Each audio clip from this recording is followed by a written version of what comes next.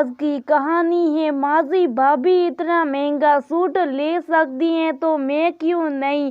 दोस्तों, कहानी शुरू करने से पहले अगर हमारे चैनल को सब्सक्राइब नहीं किया हो तो कर लीजिए ताकि आपके पास पहुंचे हर रोज नया वीडियो। श्रुति बेटा, सविता का सूट देखा है, बड़ा महंगा लगता। आजकल बड़े खर्चे करने लगती है तेरी जेठानी सनीता जी।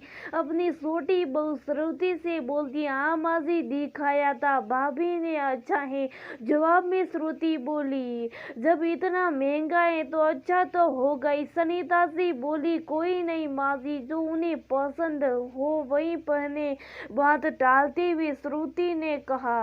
थोड़ी देर बाद सविता के पास पहुंचकर सनीता जी बोली, और सविता क्या कर रही हो? कुछ नहीं माँ जी बस दाल बना रही हो। सविता ने जवाब दिया, अरे तो वो तूने श्रुति को सूट दिखाया था ना, तो वो भी ऐसा ही लेने को कह रही। हर चीज में तेरी नकल करनी होती है, उसे पता नहीं कब जाएगी।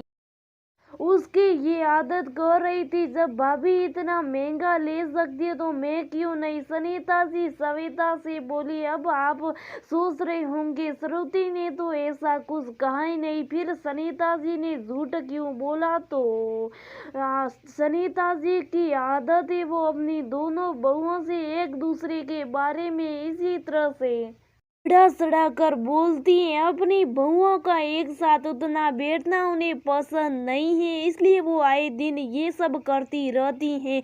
वैसे तो सनीता जी की दोनों बहुएं पढ़ी लिखी समझदार है, लेकिन सनीता जी की सालों के आगे उनकी ये समझदारी कब तक टिकती है, ये देखने की बात है। सनीता जी अक्सर छोटी छोटी बातों पर उन दोनों में गलतफहमी पैदा करती रहती हैं। समय के साथ साथ ये हुआ कि सनीता जी इन हरकतों के कारण अब दोनों ने आपस में बोलना भी बंद कर दिया था। बस तीज त्योहार पर ही दोनों एक दूसरे से औपचारिक से बातें करती थी। कुछ दिन पर फिर सविता के घर, अरे सविता तुझे पता है श्रुति की बहन की शादी तय हो गई। सनीता जी एक दिन सुबह सुबह सविता से बोली, मुझे कहाँ से पता होगा माँ जी। सविता ने जवाब दिया, सही कह रही है, अब तो तुझे ये सब को क्यों बताएगी। सनीता जी बोली, अब उसकी बातें छोड़ो माँ जी। ये कहकर सविता अपने कामों में लग गई। क्या श्रुति इतना बदल गई है कि अपनी बहन की रिश्ते तक की बातें भी मुझसे छिपाई? मौके लगेगा जरूर पूछूंगी। मन ही मन सविता ने सोचा। कुछ दिनों बाद श्रुति के बेटे का जन्मदिन आया।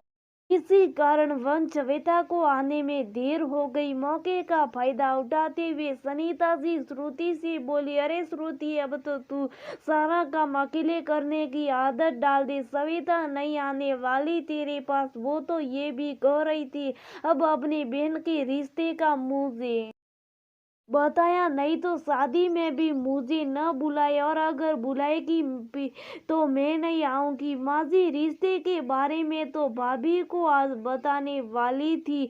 भले हम में मन मुटाव है, लेकिन इतनी बड़ी बात उनसे थोड़ी छुपाएंगे। श्रुति बोली, माँ जी, मैंने आपसे कब कहा कि मैं शादी में नहीं जाऊंगी? पीछे खड़ी सविता बोली, वो सविता बेटा, मुझे ऐसा लगा क्योंकि तूने कोई खुशी जाहिर नहीं की ना जब मैंने तुझे रिश्ते का बताया। सनीता जी हकलाते हुए बोली, अच्छा तो माँ जी, आपने मेरे कहीं बिना इतना कुछ सोच लिया? सविता बोली, आओ भाभी बैठो।